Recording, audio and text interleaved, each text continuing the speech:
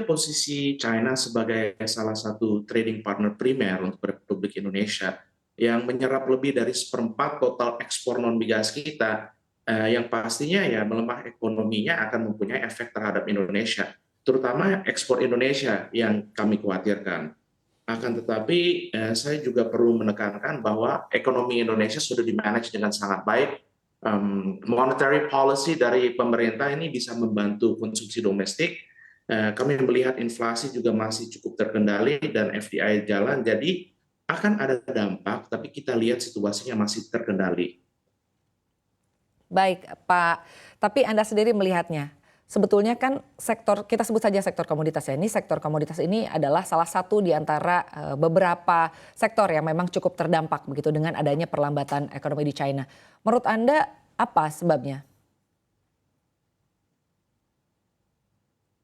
Kalau dari komoditas ekspor yang dirugikan, kita lihat ada tiga bucket besar ya yang terkena dampak dari penurunan ini. Kalau kita lihat dari datanya, penurunannya cukup signifikan, itu di atas 1 billion USD. Tiga komponen primer yang terkena dampaknya adalah bahan bakar tentunya, minyak, tapi minyak hewani dan nabati, dan tentu saja ekspor besi dan baja. Ketiga kategori ini hampir merupakan 90% dari penurunan trade kita dengan China. Baik, tapi kalau Anda sendiri melihatnya untuk komoditas batu bara sendiri dari ekspor Indonesia menuju China, melihatnya akan seperti apa untuk di tahun 2023 ini? Untuk batu bara ini kan kami lihat ada banyak faktor yang perlu dipertimbangkan. Penurunannya ada, tapi kita juga harus lihat seasonality dari demand, kita harus lihat dampak dari cuaca juga. Ada kemungkinan besar bahwa heat wave yang mempunyai dampak besar terhadap konsumsi listrik juga bisa menjadi pendorong untuk meningkatnya konsumsi listrik di situ. Jadi pada saat ini proyeksi yang secara linear dilakukan memang indikasinya adalah penurunan. Tapi kita harus lihat karena tidak bisa dilihat secara linear saja. Ada banyak kontributor terhadap konsumsi listrik yang perlu kami pertimbangkan juga. Baik, tapi selain daripada batu bara ya, komoditas menarik apalagi yang lain yang artinya masih bisa terus berlanjut di tengah adanya perlambatan ekonomi saat ini di China? Sure. Saya lihat besi dan baja ini masih menarik. Kami lihat bahwa untuk produksi EV, industri EV China ini menjadi challenger yang sangat kuat terhadap incumbent sebagai Tesla.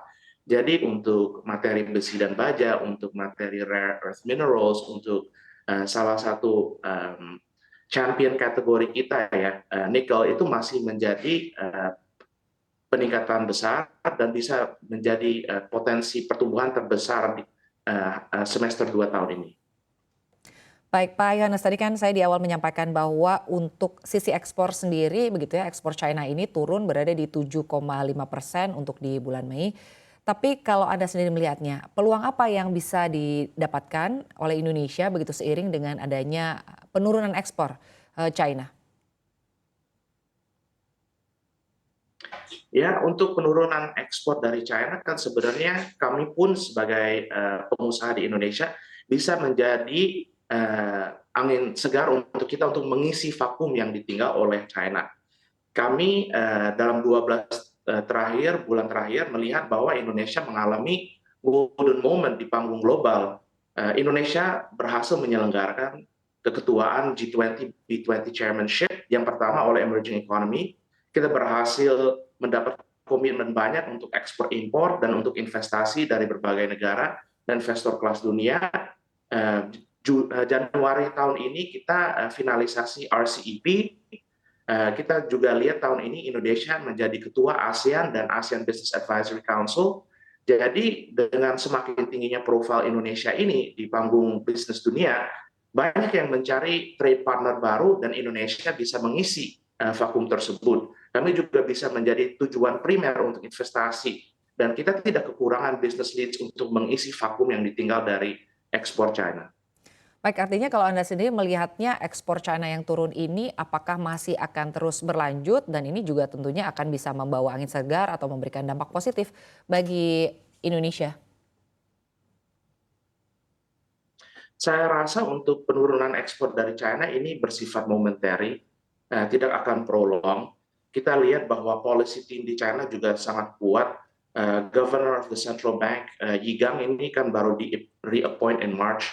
Beliau adalah teknokrat yang sangat well respected antara central governor, bank governor di dunia. Jadi saya rasa juga di situ policy tools-nya masih banyak sehingga situasi bisa terkendali dengan baik.